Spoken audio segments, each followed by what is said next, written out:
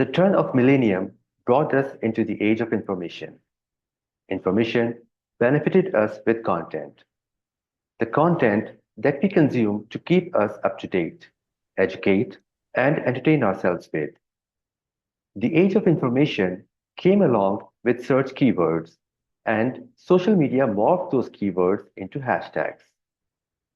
These hashtags and keywords play a vital role in developing understanding for the algorithms and machines to know what we humans need and require, as they offer their services for bringing us more relevant and personalized content. The term keyword isn't a technical term, so as to speak.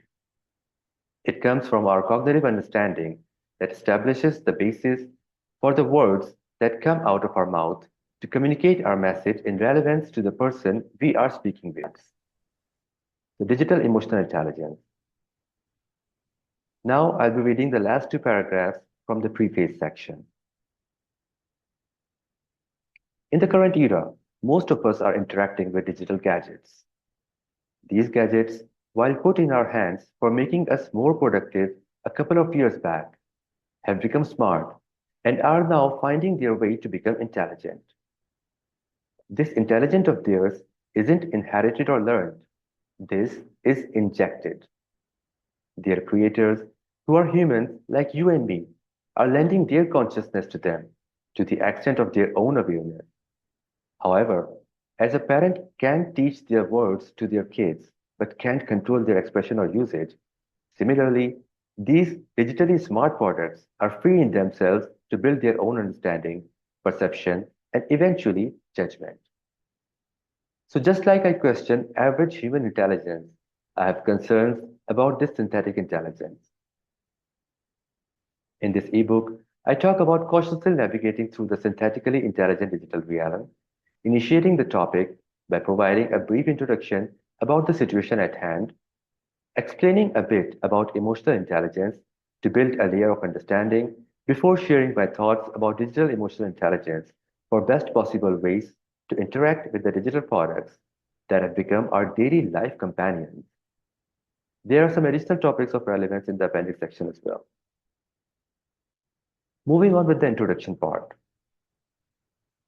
Human reliance on tools dates back to prehistoric times, when early humans used stones, bones, and sticks to hunt, gather food, and protect themselves.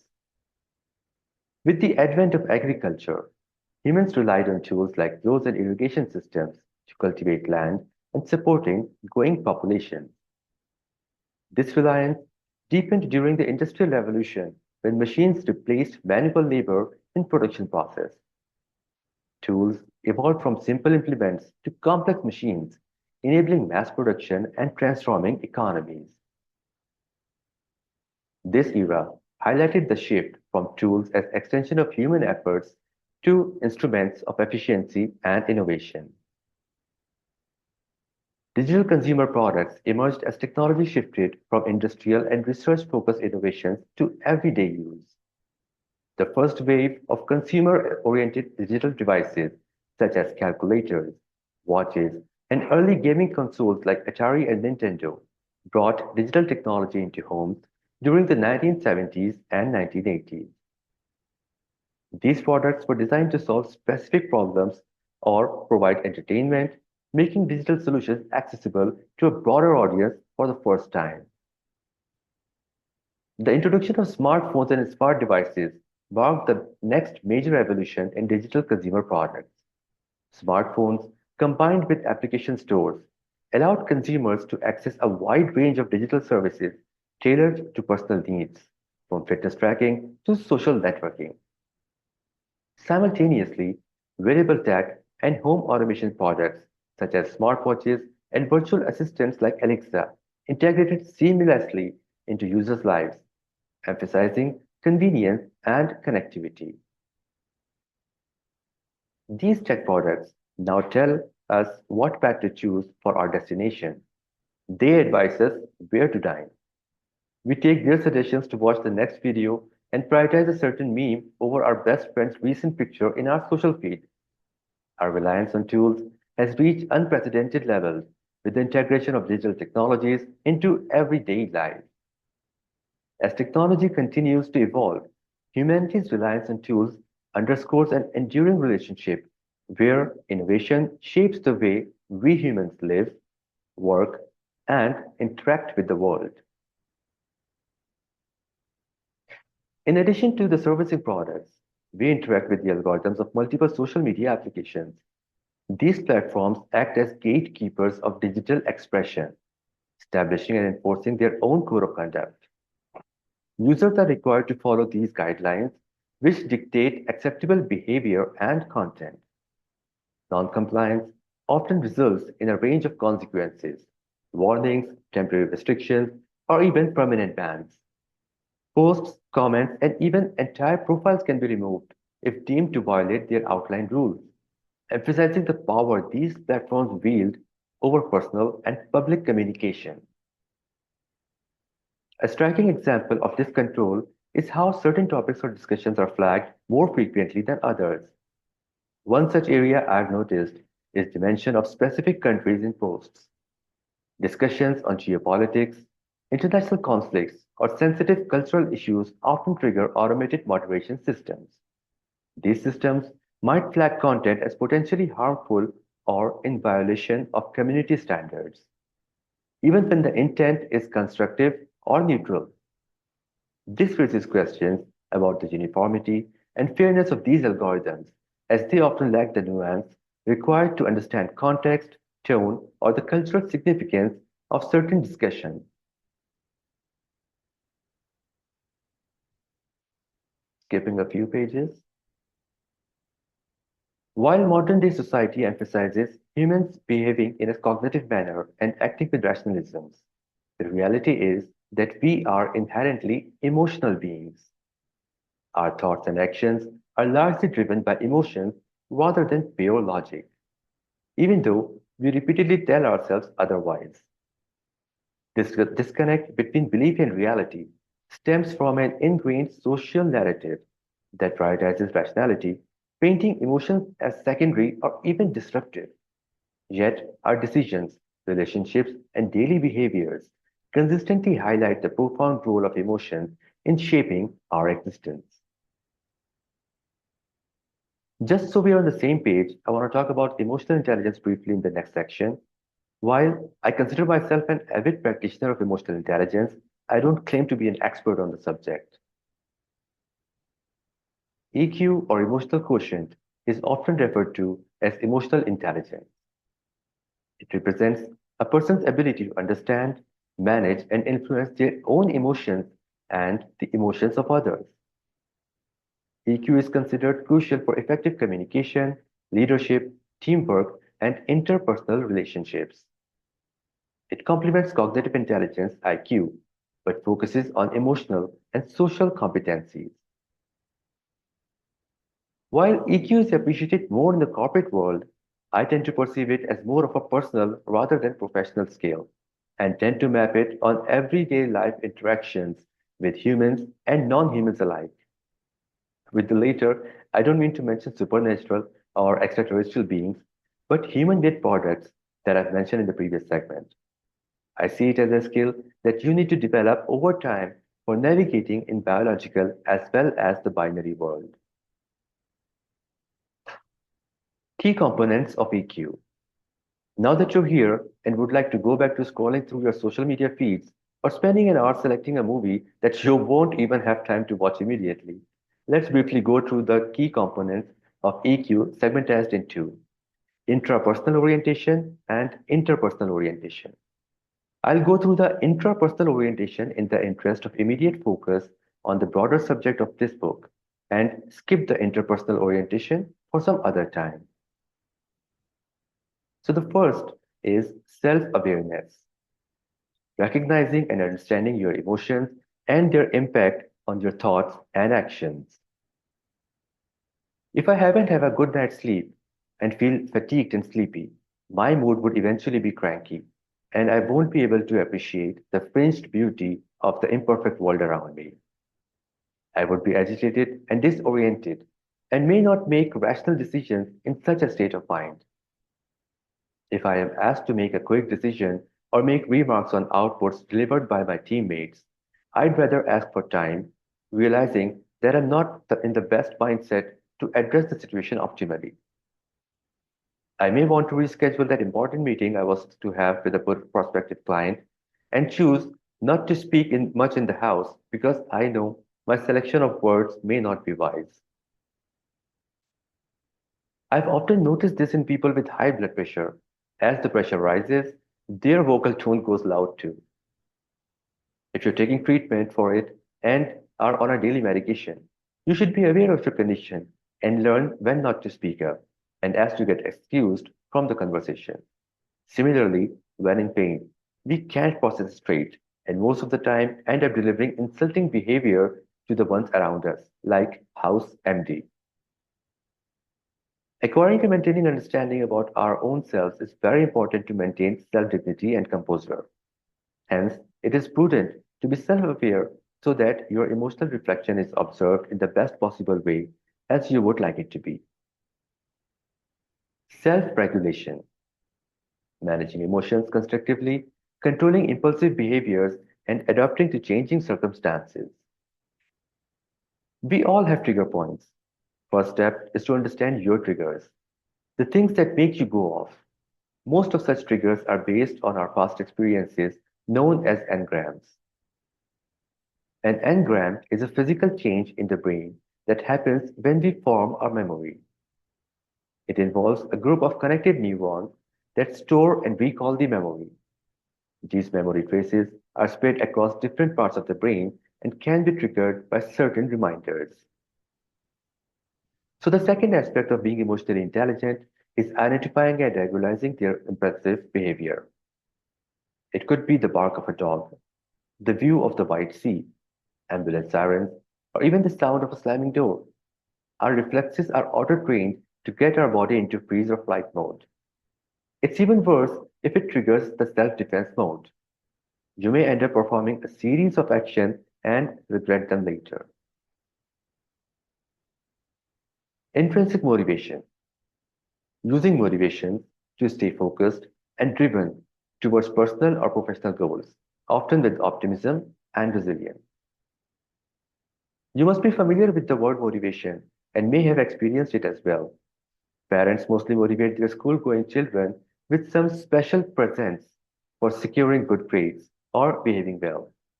Teachers at school motivate children to improve by giving them silver and golden stars at their test results.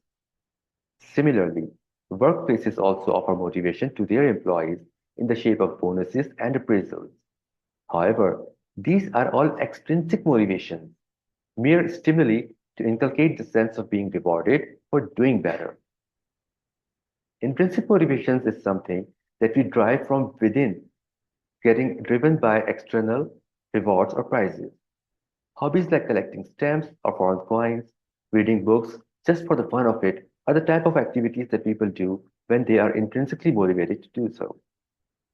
While these examples don't really have any associated rewards to them, there are some things that may come with appreciation and appraisal. Such intrinsic motivations are mostly tied up with some goals that you feel good about after having achieved them. Staying fit is one of them. Waking up early for that morning walk and pumping weights to tone up your muscles. Learning to play a musical instrument as well as you can without going to public performances. Energy levels. Another aspect worth delving into is understanding our energy levels. Much like the ever changing weather, with its fluctuating wind pressure, humidity, and temperature, our energy levels are not constant throughout the day. While it is commonly assumed that energy levels follow predictable patterns, for instance, feeling energized in the morning and sluggish in the afternoon, several factors can disrupt this rhythm. These include physical health, emotional state, stress, diet, sleep quality, and external influences such as social interactions or environmental conditions. High energy levels are often associated with positive thoughts, enthusiasm, and the ability to approach challenges with optimism. They radiate positivity, fostering an environment where creativity flourishes and interpersonal connections thrive. People naturally gravitate towards those who exude high energy, making it a powerful asset in building rapport and strengthening relationships. On the other hand, low energy levels can lead to feelings of negativity, self doubt, and pessimism, which may inadvertently affect our communication and interactions with others. When energy is low, we are more likely to misinterpret messages, react defensively, or struggle to express ourselves effectively. Consider the analogy of low speed internet. When bandwidth is limited, the system doesn't shut down. Instead, it adjusts by lowering the quality of videos, replacing images with text, or providing a simplified version of a web page. The service may not be optimal, but it still fulfills its purpose. Similarly, during periods of low energy, we must strive to remain functional, delivering what is needed without completely withdrawing or overburdening ourselves. This requires mindful energy management, neither overwhelming others with excessive enthusiasm when we are higher energy, nor becoming unresponsive or dismissive during low energy phases. The above might have been as basic as the alphabet if you already knew about EQ, or may have opened new horizons of thinking for you if you didn't have an idea about the emotional intelligence or emotional quotient. Moving on to the main section, dEQ. So, EQ tells others about us, the way we want to tell our story, from what we wear to our choice of words, from our ideas to our expressions. Everything we put out in the universe builds a persona of ours, and the key to modify, enhance, and change the persona is emotional intelligence. Now that we are interacting with digital products for taking a ride to work, or getting food delivered to our doorstep, buying boots online, or enrolling to an online course, following certain companies or people on social media, or posting our own life happenings, we are not telling our story to people anymore. We are opening ourselves to a new realm based on the logic of ones and zeros, where there are no gray areas, only black and white. With people, I can maintain what to share and what not to. With these apps, I am practically transparent. My Uber app knows exactly where I go on weekends, and those places are automatically on top of my search list when I open the app every weekend. And it's not only tracking the days, it also tracks time in day, where I head out in the morning and where I usually go in the evenings. My YouTube knows about my interests through the videos I have watched earlier and recommends more videos along the same topic. The grocery delivery app knows what I order frequently and shows me those products right away as soon as I access the app so I can order them again quickly. These apps probably know more about me than the person sitting next to me. So, just like we're careful about expressing ourselves in human social gatherings and do a little bit of analysis before talking about a certain topic or taking sides, we need to be cautious when interacting with these digital products. While we may believe we are just interacting with the people alone through social media and platforms, I have reasons to believe that it's not the case. When we interact with people, we leave an emotional footprint. When we interact with a group of people, we leave a social footprint. When we interact with digital products, we leave a digital footprint. Digital products are no longer passive tools. They have become active participants in understanding and influencing our lives. These systems, powered by algorithms, data analytics, and artificial intelligence, observe and learn about us through every interaction we have with them. Whether it's the articles we read, the products we browse, the posts we like, or even the time we spend on a particular web page. These platforms are continuously collecting and processing data to build a profile of who we are. This profile is used to predict our preferences, tailor content, and even anticipate our needs. However, just as we exercise caution and intentionality in our face to face interactions with others, It's crucial to adopt a similarly thoughtful approach when engaging in the digital space. Every click, search, and engagement leaves behind a digital footprint that contributes to the narrative these platforms construct about us. While this personalization can enhance our user experience, it also raises concern about the privacy, manipulation, and data security. I've often noticed cops saying in the movies when arresting someone, anything you say can and will be used against you in the court of law, as people usually tend to resist an arrest and try to convince the officer how innocent they are. Similarly, every interaction we make on the digital products can and will be used to define our persona. Right now, it's only the analytics related to business. But who knows if they start mapping your personas when you apply for a visa to another country, before admitting you to a university, or even before giving you a job. Soon, AI agents would scan us in parallel for our digital personas as soon as we start interacting with them. So, our online presence is a powerful extension of our identity. Crafting a compelling digital persona requires a thoughtful approach, balancing self awareness with strategic representation. By understanding our values, aligning them with our goals, and maintaining authenticity, we can create a persona that resonates across platforms and serves our aspirations. I'm presenting some action points here that will benefit you in defining, developing, and refining your digital persona. These may just come as a confirmation if you are already aware and have implemented them, or these could inculcate new thought and set a course for you to set your digital persona. The topics I've covered in the book are understanding yourself, crafting your identity, platform selection, content choices, auditing your online presence, and managing your time. In a world where our online presence often precedes face-to-face interactions, crafting an, crafting an intentional and authentic digital persona is not just an optional exercise. It's a powerful tool for shaping how we navigate and succeed in the digital era. In the conclusion section, the last two paragraphs I say are the digital realm is interconnected. There is a company that calls itself Meta and owns Facebook, Instagram, Threads, FB Messenger, and WhatsApp Messenger. Another company called Alphabet owns Gemini, the browser Chrome, Google Search, Gmail, Google Meet, Google Workspace. Microsoft has LinkedIn, Skype, ChatGPT, Bing Search, and the browser Edge. What if one day they adopt the new world order and start sharing our data among them?